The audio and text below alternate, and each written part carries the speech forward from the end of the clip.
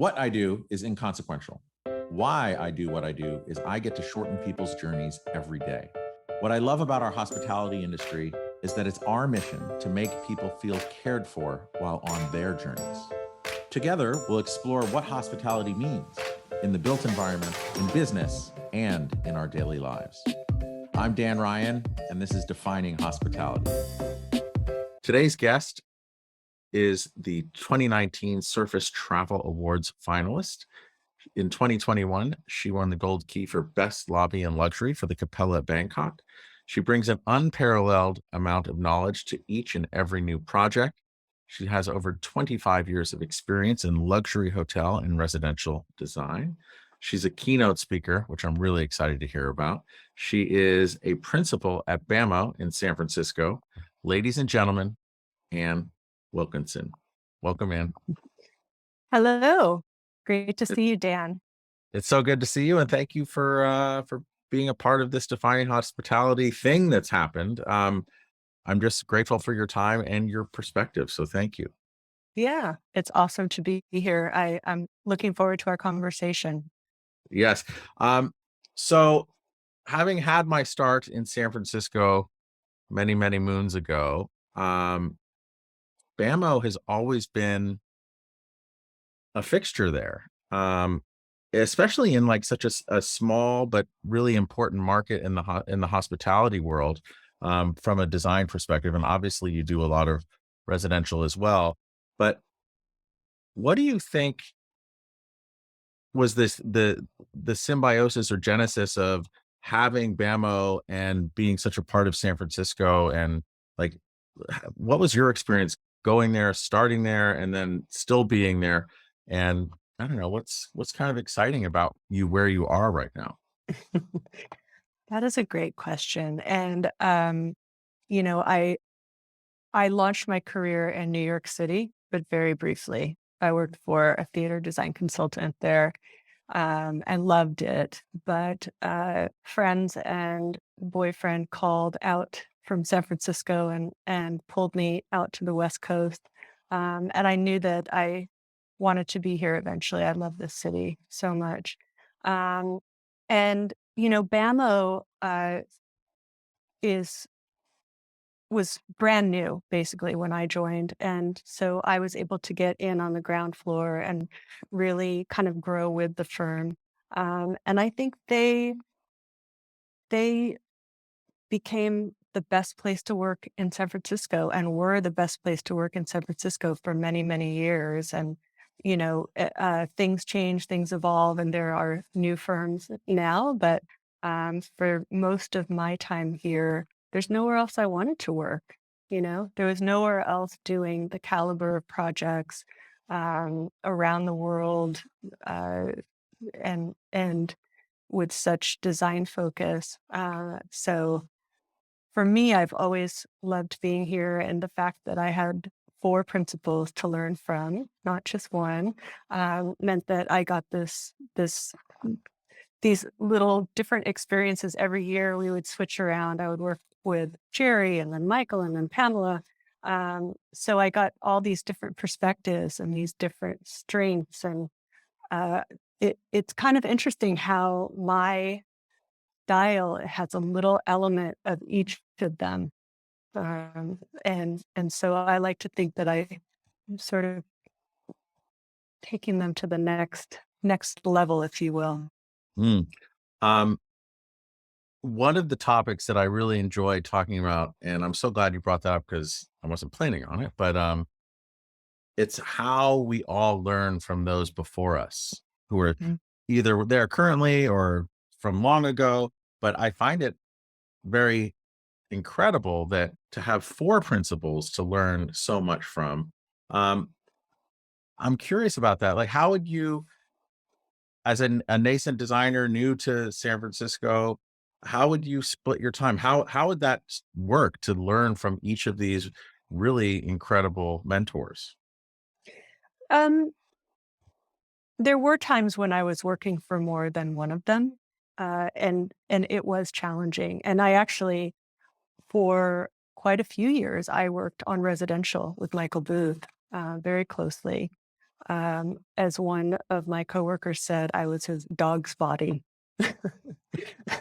Basically, I mean, I did everything. I did anything and everything. I would even like fill out the checks and put it in front of him to sign. Like that's how old school it was. Um, but it was such a great uh, learning experience and a great sort of base for doing hospitality, especially luxury hospitality later. And it puts you in a certain mindset as well. But you have to learn how to juggle. Uh, I mean, I think of them as clients, right? The principals were essentially my clients. And so it's sort of like juggling now. You juggle different client expectations, different client working styles, different processes for projects. So it was very much the same back then. And you I kind of would cross pollinate between them, so Jerry has a much more architectural focus, and Michael is just Mr. Elegant, and Pamela is just so creative, unbelievably creative. And so you could kind of mix and match between them, and I think they enjoyed that cross pollination as well. Mm. Yeah, because I often find that the mentors often learn just as much from the mentees. Maybe not just as much, but they definitely learn a lot because you bring a fresh perspective in, which I think is so Yeah, necessary. And not just you, yes, but also everyone in that. And then, yeah. so curiously, how are you, in effect, taking that experience that you had with those four incredible humans and paying it forward, if you will, with your new team as you guys grow and get ready for the next phase? Yeah, that's a great question, and it's been kind of my new mission is really growing the next generation and growing my team. And we have such a great time working together. I think my style, because I did grow up in the office, so I grew up as a coworker with them for many years. So my style is really more collaborative. And I think that it's also okay, truth be told, I kind of micromanage. But, but it is more about we all have a voice, and I'm not a dictator, but I do make the final decision. But I want them to express and have an opportunity to fight for what they think is right, and it's a discussion, and sometimes that discussion leads down to two explorations, and then we all make a decision together. Um, but I think keeping them inspired, keeping them um, uh, giving them enough that they've bought into it, they have some ownership in the process and in the product, is really important to me. And I think I've been really successful at that because my team, kind of immediate team, is just we're so tight knit and we're such a happy group working together. It's been awesome. Well, I think that's a great example because you mentioned not too long ago at the beginning of it, just the caliber of projects that you guys have worked on over your tenure there, and I'm sure will continue to work on, and all the accolades. It's it's really incredible, and it's not just projects in San Francisco or California, in the United States. Like you're talking incredibly um, just celebrated topics all over the world, different Mm. cultures, and it's and I think that's really a great way to kind of segue into the as far as how you make your team feel happy and everything else. Like how do you translate that into those projects and hospitality at large? You mean how do we make the clients happy? Yeah, or the people or the guests going through there, like what Ah, there's a certain yeah. thread of hospitality that's or how you're making I heard you just say how you make others feel happy and this and that. Like Mhm. how are you how do you take what you have on in a small scale and apply it Right. to all those other incredible projects around the world? How do you Yeah, I define mean, hospitality? how do you define hospitality? Well, I think at its core, hospitality is about caring, right? It is taking care of people that come to stay with you, uh, showing them that um, you're going to take care of their needs, you're going to make them feel comfortable, you're going to make you're welcoming them, and then kind of building on that base. I think hospitality has this incredible opportunity to really lift people out of their everyday experience, and you can create this immersive world that brings people joy on multiple levels, whether that is a warm social interaction with the hotel staff or opportunity to connect with other guests or um, making sure that everything functions well and is intuitive. The wayfinding's intuitive, so you make people feel like they're not stupid. They know where to go. They can figure it out on their own. Um, and then, of course, design. You have to have an incredibly compelling, wonderful design, a fantastic food and beverage culinary experience.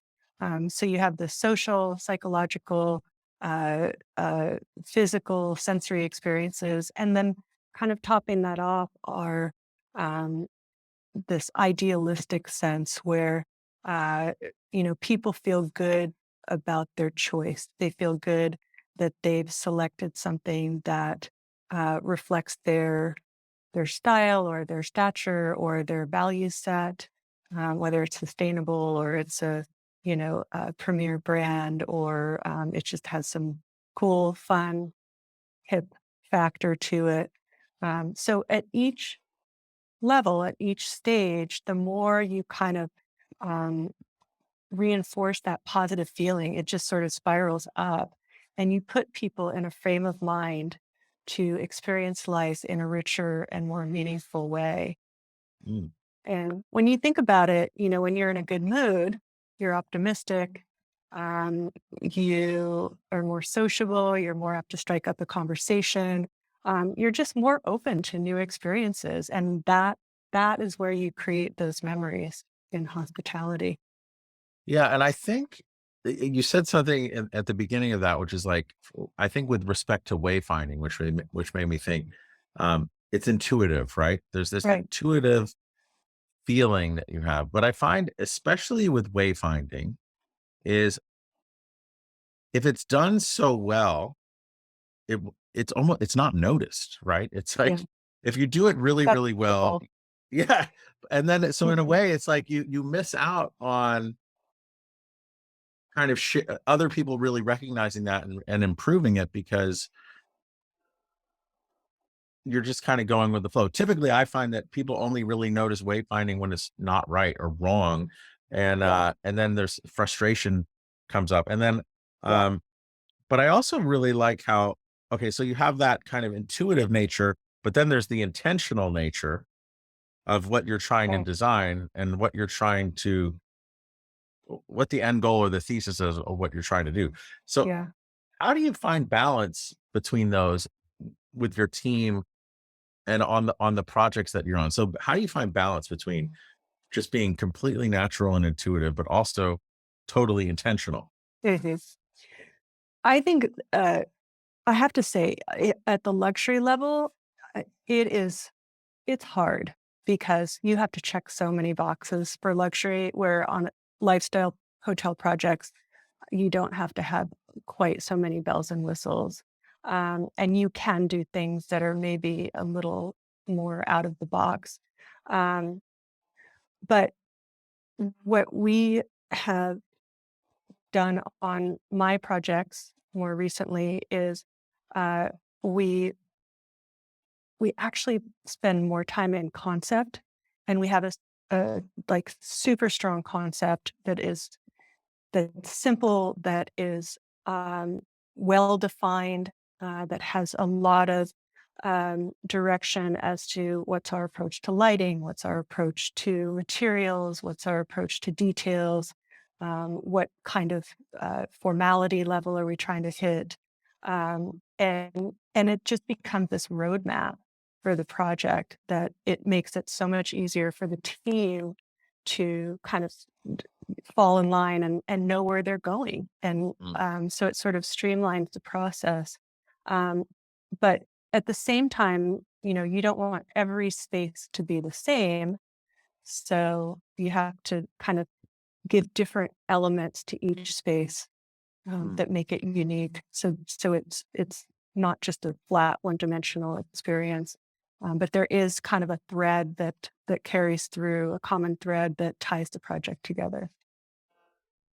Okay, on the luxury side and this idea of checking a lot of boxes, I'm always very intrigued by that because sometimes the boxes you have to check to be considered luxury Mm, are very nonsensical. Like you need yeah, so many drawers in a room, or you need, I don't yeah, even know what they are, but there's, to get that 5 diamond or whatever it is, there's these very prescriptive um needs yeah, that you must have.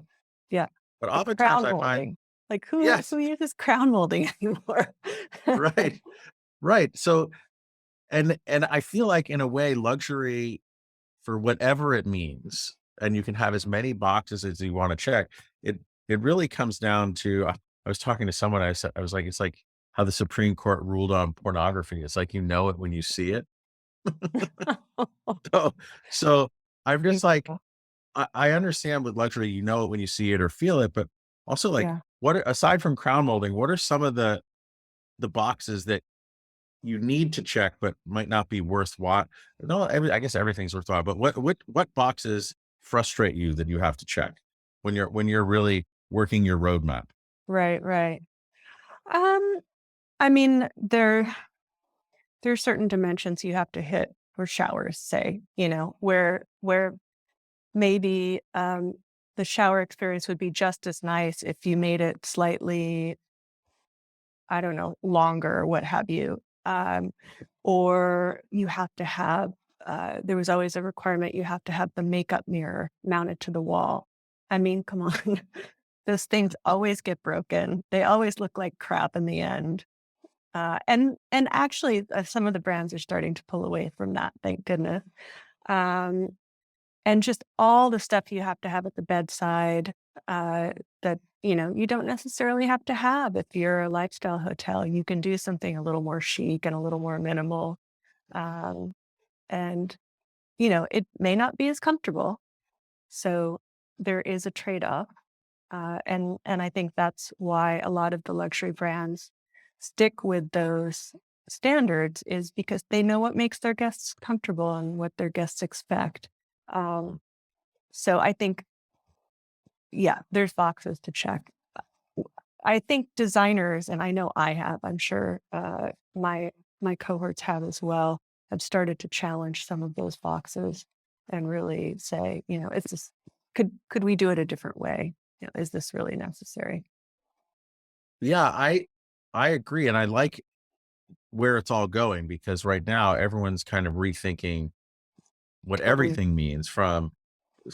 staying longer to work to bleisure or whatever everyone's calling it, to, Yeah. you know, just existing for a longer time in another location. Yeah. Um, and maybe that's also a good place to go as you think about, your stewardship coming in as a leader in the company and helping plot a new course. Like your opinion, direction, and vision matters a lot now. Yeah. How are, like how are you taking BAMO into this new world of luxury? And you mentioned sustainability, and like where do you see your vision over the next 5 to 10 years? I think that's the question on everyone's mind, including mine right now. Um, and I don't have a full and final answer. I have ideas, right? I have Mhm. some thoughts that I am kicking around, and we actually are at this moment trying to drill down on exactly what's the next next step? Where are we headed? But I think things have been going really well to date, and everyone's kind of excited about the future here. We've been in a funny phase with the pandemic, but we're back in the office now. I think people are energized about being back together. We're starting to find our corporate culture again and do things as a company, do things as a group, and start to pull us back into this cohesive office that we used to be, and scattered a bit with the pandemic. So that's step one, is kind of get our internal corporate culture back to a place where we feel like we're all clicking together. And I am so incredibly blessed, Dan. My team is amazing. I mean, the people that I've worked with for some of them 20 years, honestly. So the fact that they're still there and they're still doing amazing work, and I I don't want to lose any of them, right? So the goal is to just keep us all working together as a cohesive unit, um, and chase, see where we go, and chase bigger and better things. It's really interesting. We did this project for two venture capital firms. Mhm. We called it our sexy office project, because it's an office project, but it's kind of cool and kind of fun. And it was their individual office spaces, and then they had a joint space that they used for events, for collaborative meetings, etc. And it's in the Ferry Building in San Francisco. So amazing, amazing historic building. Um, Used to be the biggest port in the world other than London, because before the bridge was built, everything came in by boat. So the ferry building, was where everyone shuttled through. So just an incredible history to that building, and beautiful views of the bay, and the Bay Bridge right there. Um, so there are event spaces in this historic front room that we couldn't put anything on the walls. We couldn't really do much more than paint and put furniture in there. Um, but it was so fun, and the both offices loved what we did. They're kind of different facets of the same industry, and we took that, and we were able to sort of channel their brand into a physical form. They never had their own offices before, at least not sort of designed for that. It was a bit more generically designed. So they were super happy. They've hired us to do other projects for their other developments. They've referred us to other clients. So suddenly we're back into office design again, Wow. which is funny because the office, when I started, had done some law firm work, and then that sort of trickled out, and we focused more on hospitality and residential. But I think hospitality is resonating more and more with um, all different kinds of markets. So office being one, healthcare, of course, being another, senior living. Um, so it's interesting where that's headed. I love that you're saying that too, because in so many of these conversations that we've been having, um, when I say it's the collective we, just guests on the podcast, in especially in these larger, I wouldn't consider BAMO a massive interdisciplinary firm. Like, you guys are a really awesome We're now. firm, right? But it's like I would say it's like much more boutique. And whenever I walk in there, I just feel warmth, and it's beautifully lit and small, but it's not like one of these, 50 floors in an office building kind of Yeah. huge architectural firm that gets into hospitals and this and this and this and from aviation to hospitals to you name it. But what's interesting is in many of the conversations that I've been having with them, they're bringing the hospitality folks into the kickoff meetings of all these other meetings. So it means that we're doing something right Yeah. on the hospitality side. And what do you think is the most right about that? Like, why are they bringing you in? Like, what do you, in your opinion, what is hospitality? How is it helping these venture capital firms or other offices or other spaces exceed their clients' expectations? I think everybody is focused on bringing people back to the office, creating these environments, these spaces that are compelling, that foster connection between people, that are uplifting, that are fun, they're hip, they have a style attitude, they express the company culture, and that sort of strengthens a sense of identity for not just the company itself, but the people who work there, right? Uh, and venture capital is interesting because they do have clients that they entertain. There are meetings, but they also may have evening events or dinner parties, et cetera. And they do a lot of collaborations in teams. There's a lot of just informal meetings and things. Um, and I think, yeah, we're we're sort of wired up to create something that has a look and the style that is maybe more immersive, more. Yeah, I think it's also a draw, right? Yeah, Everyone's trying to yeah, get creative with bringing people back to the office, but if you think about it, yeah, everyone loves traveling and going on vacation and new experience, right?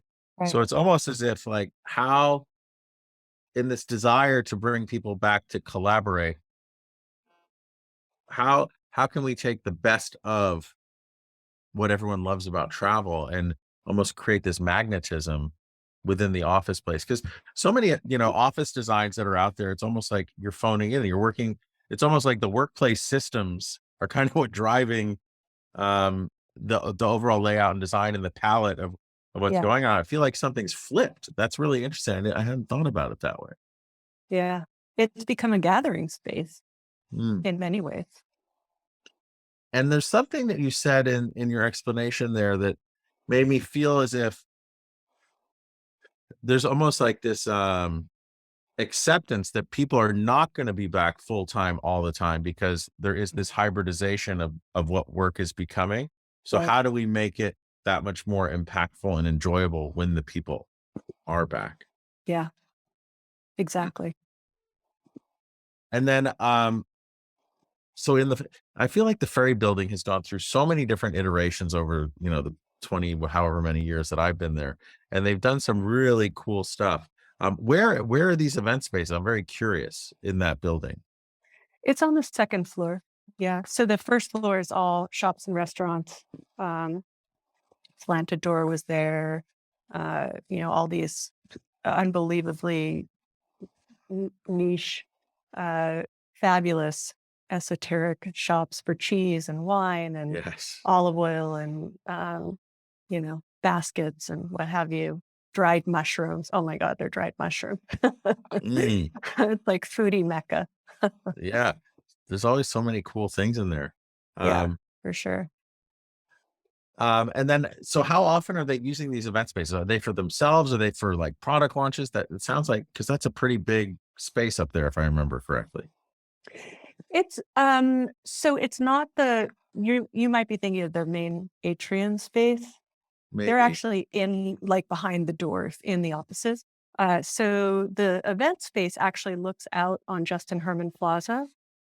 Uh, so it looks out where the cable car turnaround is and the Embarcadero is right out there. So it doesn't look at the water. Okay. And the Yeah. Justin Herman Plaza, that's the one with the big sculpture on the Mhm. north side of the ferry building, on the Yeah. other side of the Embarcadero? Is that where you two played in The like 1984 or 6? is They that right? played an outdoor concert out there. Oh, okay. I feel like they did. I was not there at that time. Nor was I, but I've seen it on video a couple times. Yeah. Um, so with your new stewardship heading into the future, as a leader at BAMO, Um, with all these great initiatives of just focusing on culture, keeping people, attracting new people, working on these great projects all over. Um, what do you think, based on where we are now and from your experience, like what are you most excited about in the next 12 months that you're seeing out there? Hmm. It is so busy. I'm just, uh, I'm trying to keep my head above water. Mhm. And part of that is that I'm doing what I've always done, and then there is the whole like learning the ropes of running a firm and plotting out the future of it. So it's kind of playing the balance of finding time to do all of that. But I don't know. I'm excited that we're starting to approach projects a little bit differently.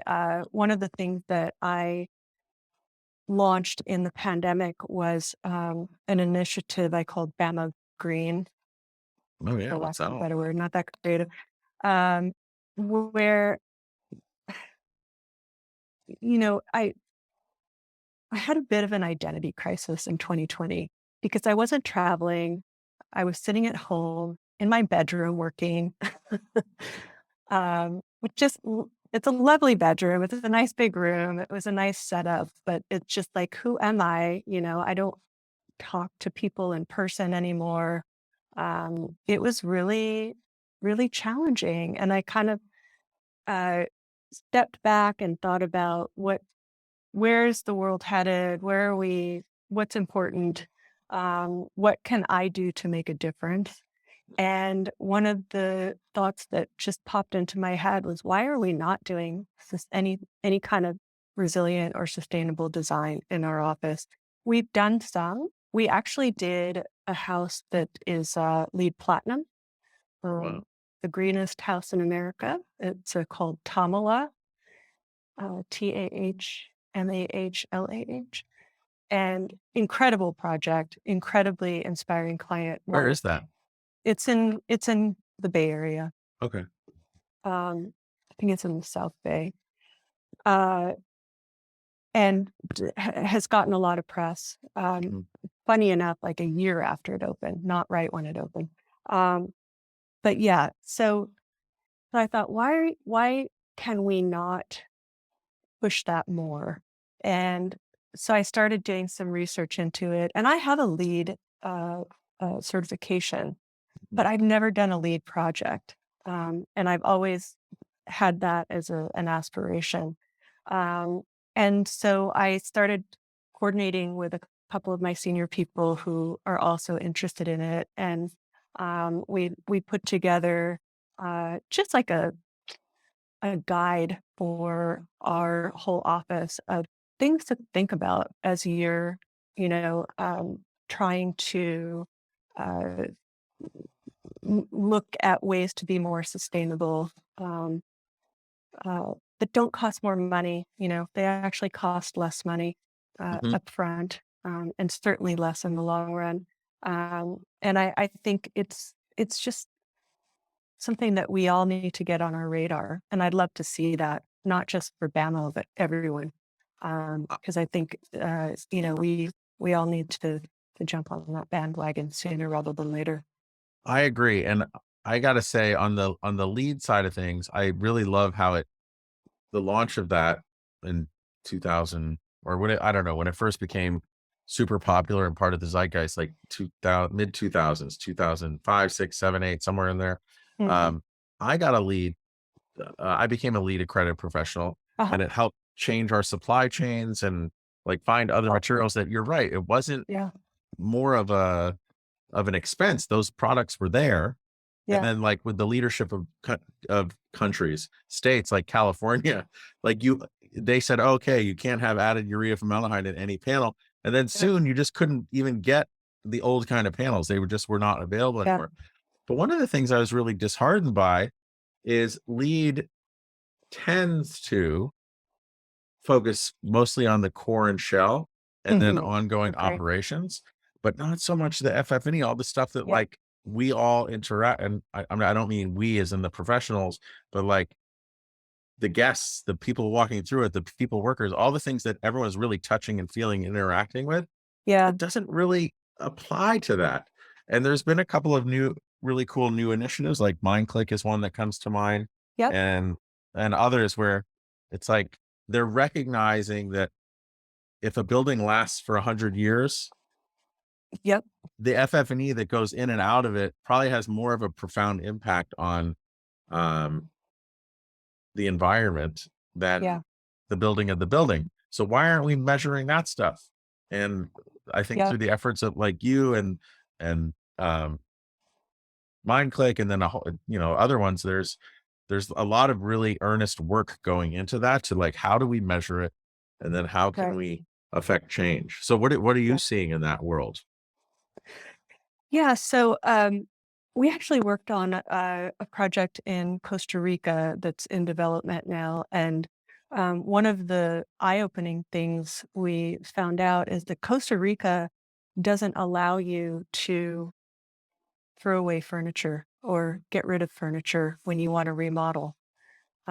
So as a hotel property, you have to find a way to recycle or repurpose it, or you can have it stored, but you have to pay for it to be stored, but you Mm. can't just throw it away. So it puts a whole different emphasis on how you design that furniture. And it reminds me of something that I came across as I was doing some research for my keynote, which is this notion of emotionally durable design. And it's this idea that you have these products, these things that you keep uh, forever because you love them, because they look good, they feel good. You have an emotional connection to them because you just like them, right? So it goes to that sort of intuitive functionality. What makes people fall in love with objects or pieces of furniture, what have you. Um, so to the extent that we can design that in, I think so much the better for our clients, so much the better for the world. Maybe not for furniture manufacturers, but I think that you would adapt, right? And you would start doing things that maybe cost more upfront because they're going to last, because they have to last. Well, I would say on the one of the things I love about providing furniture to hotels is Yeah. more often than not, that stuff's not getting thrown away. Yeah. And you go through these conversations now, like with owners, it's oftentimes when they liquidate rooms, they will go to a liquidation center, or they'll get Right. repurposed or resold. Yeah. Sure. Sometimes they just go to the landfill, but it's Yeah. not a lot of extra effort to have it go to a Habitat for Humanity or sell it to Sure. someone else who's renovating. So Yeah. while the warranty, you're way past whatever usable warranty, more often than not, these contract quality items are really Yeah. designed to last. They are And durable. I think a lot of ownership groups, as they're negotiating their um, FF&E install and liquidation, just need to really be mindful of how they word those contracts, because just how they award the liquidation portion and create accountability around it can have profound effects. Yeah. Yeah, for sure. It's interesting. We did a project in Uruguay, the Carmelo Resort, Mm. and it was unbranded when we did the initial design, and then it opened as a Four Seasons, and then it became a Park Hyatt or part of the Hyatt Unbound collection, I think. And then it's been closed for a couple of years. And I just checked the website again because I was curious if it was going to be rebranded, and it looks like they're opening without a flag. Um, but it's the same designs.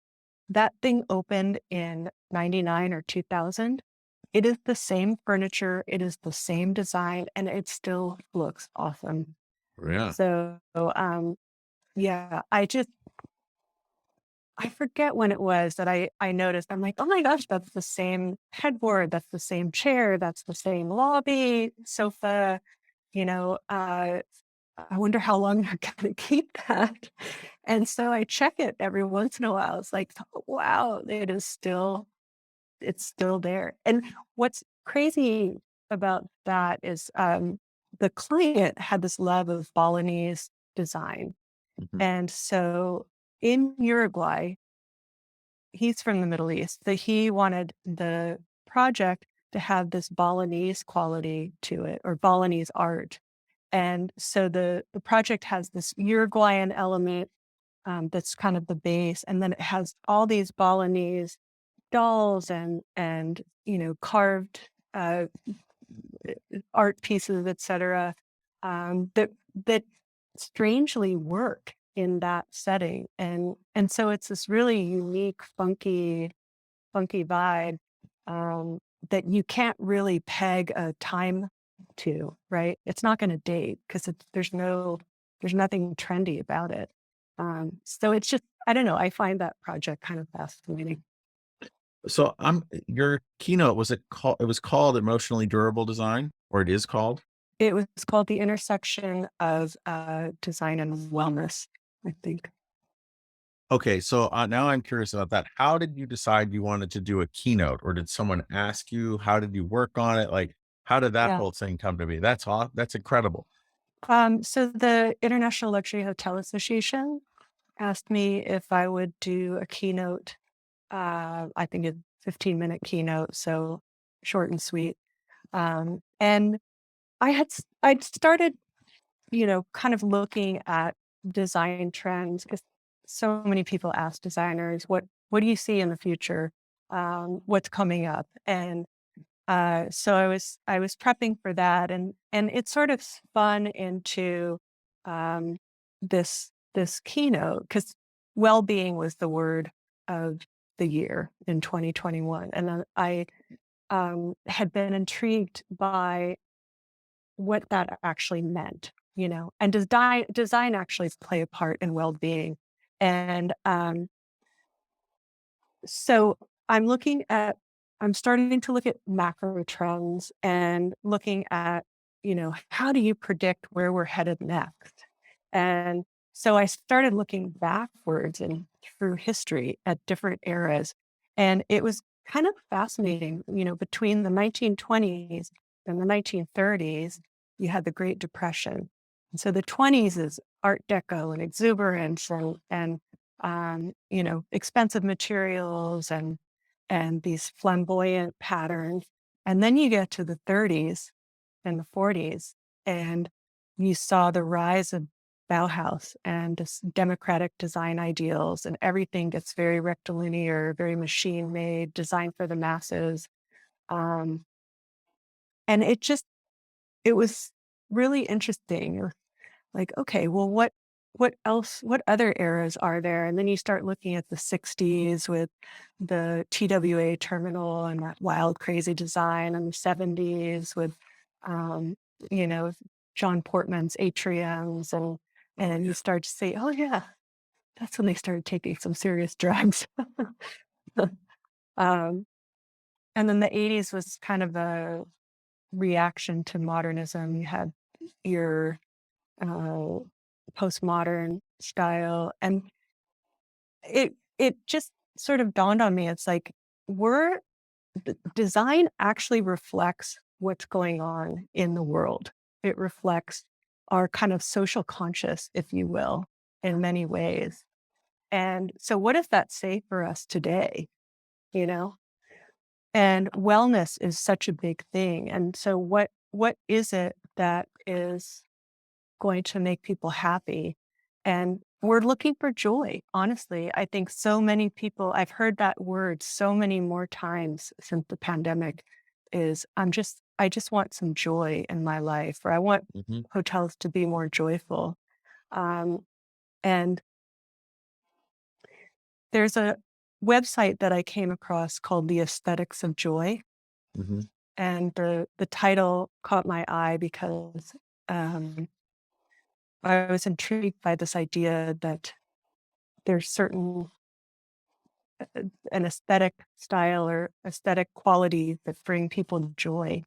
And this author uh, has a blog, and she writes about all things related to joy and mental health, but she does dip into what physical characteristics bring us joy. And I thought her thesis was kind of interesting, which is that um, there's a evolutionary component to why we like certain visual cues, right? So we respond to rounded forms. They make us feel safer, not going to hurt you, not pokey. We like natural light. Biologically, we like bright light. We like bright colors. Um, we like a sense of openness. We like to discovering things, that sense of delight. Um, we like the human form. We like anthropomorphic things. Um, and we like texture. We actually like texture when we're kind of sad or not feeling well. It has that tactility and that sense of comfort. And then we love the look of abundance. Like you have a big plate tray full of cupcakes. There's nothing more joyful than seeing like 40 cupcakes. Um, so it was just fascinating to me uh, that there is this connection between aesthetics and our sense of happiness, and it kind of goes back to that original how do you define hospitality, and finding things that make people happy that kind of add to that upward spiral of giving people a more positive feeling I love the idea of an upward spiral. instead of Like a a downward spiral. No, it's great because it's real. It's that whole idea that we were talking about with offices or just that hospitality lens. Yeah. There's an opportunity to uplift those walking through every single space. Yep. And I'm always just for all the conversations that I have with designers, I'm just always I don't know, just awestruck that you guys can have that idea of whatever it may be that's contextualized by where and when you're doing it, but also Yeah. just the execution and then you hear the reviews or just you're just a fly on the wall where you're hearing people talk and they're lighting up or when they recount a memory of how they felt, you know, at that hotel in Bangkok that you did, it's Yeah. it must be very rewarding. It absolutely is.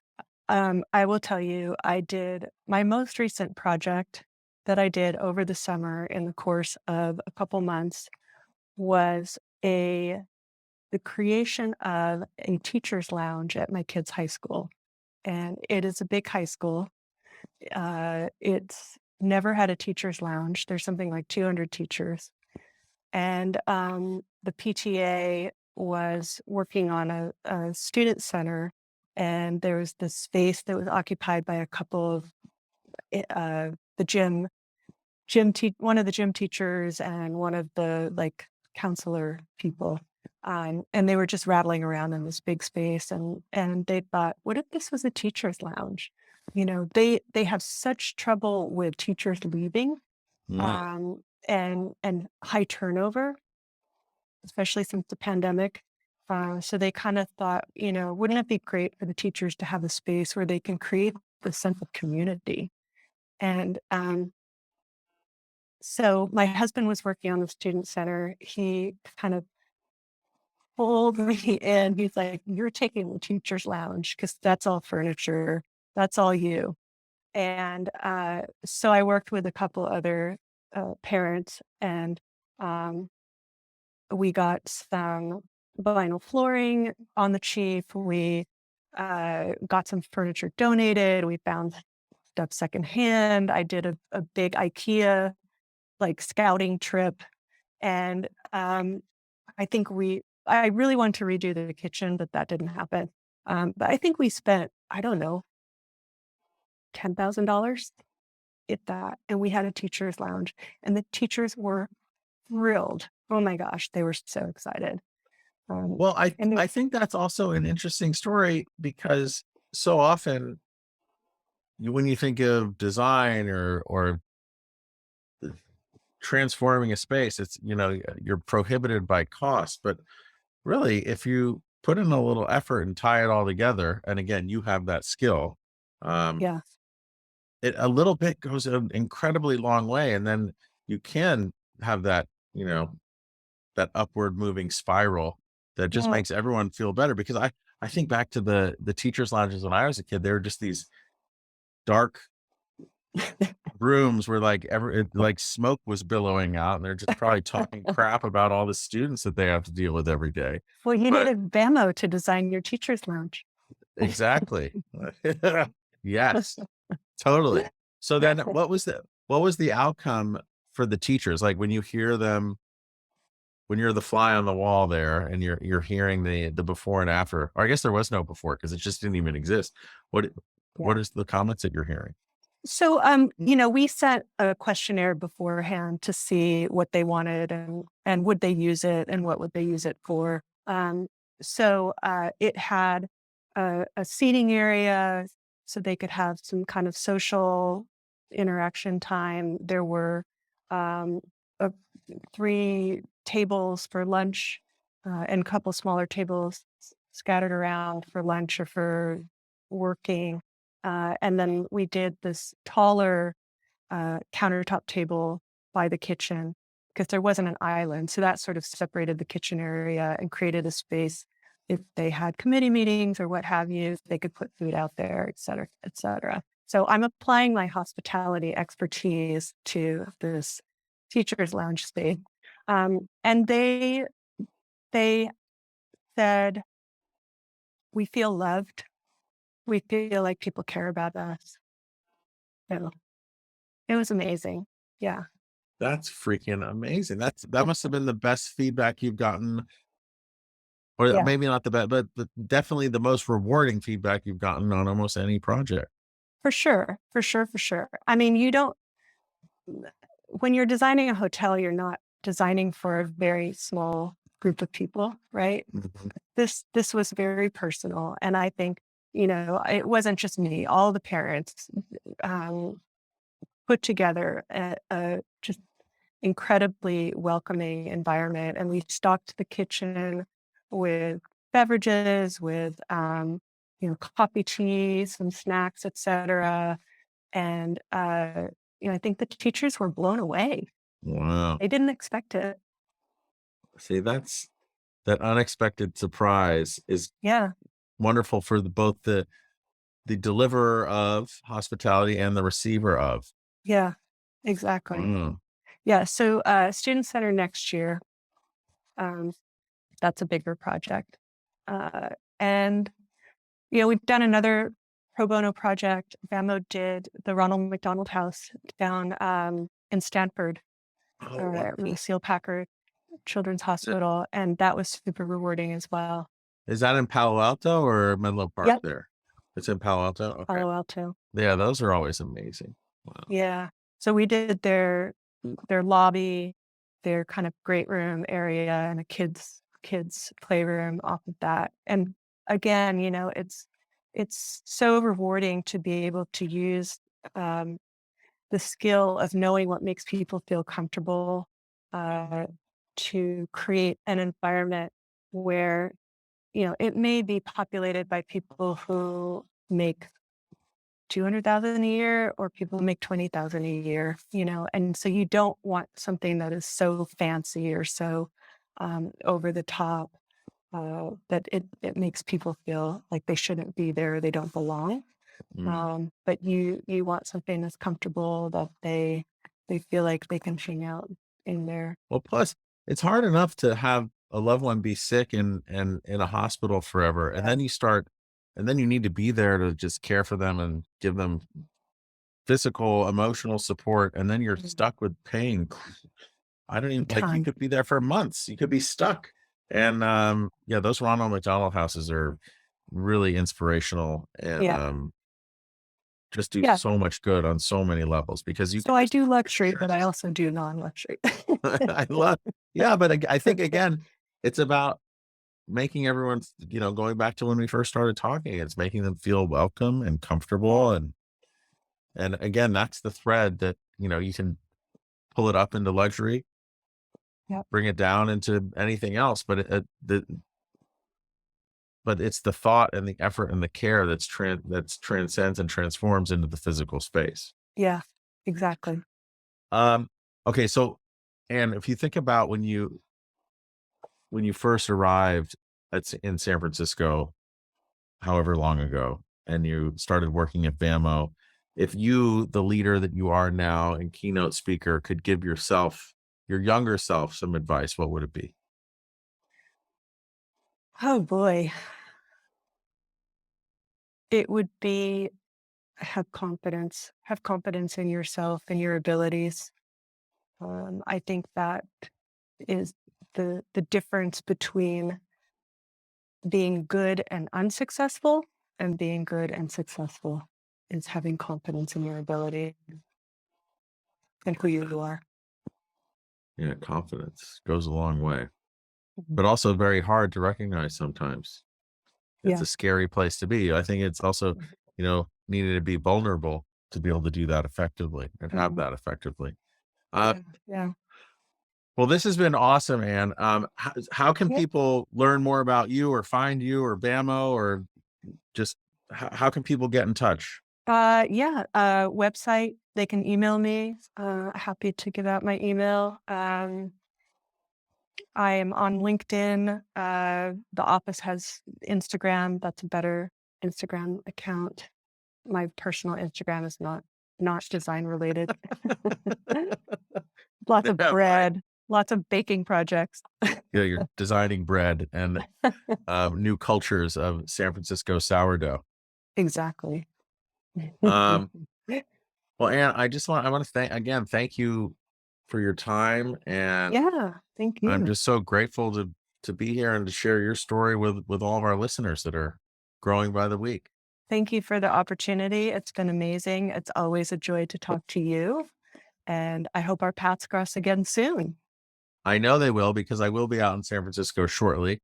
And I Okay. also want to thank our listeners because, again, every week they grow. And it's just crazy to me because I think also, if I were to guess, I think it's like you were saying, hospitality transcends everything.